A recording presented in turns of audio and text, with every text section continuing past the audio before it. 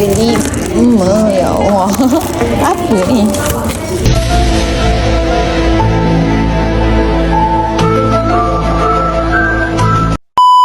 Happy free gift dia dulu.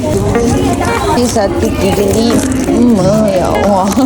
Apa ni? 1, 2.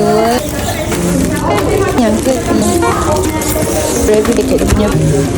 Ini yang pertama. Ini yang ketiga. So, kesemua ni motor dia kita nak hantar dekat Shah Alam. So, aduh sakit. Nama customer ni Ashraf.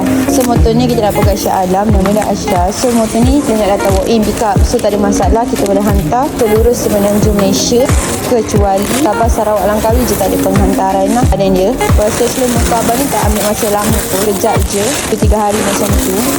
So abang ambil motor sebab dia so dia ambil lah 1 biji. Abang rasa-rasa kan. Yang mana berminat korang boleh je klik apply dekat bawah. So wrapping dulu. You help me. Kita wrapping dulu 4 kali. Sorry. 1, 2, 3. Yang siap. So korang kita dah siap wrapping motor ni. Kalau korang berminat boleh klik apply dekat bawah. Okay, bye bye.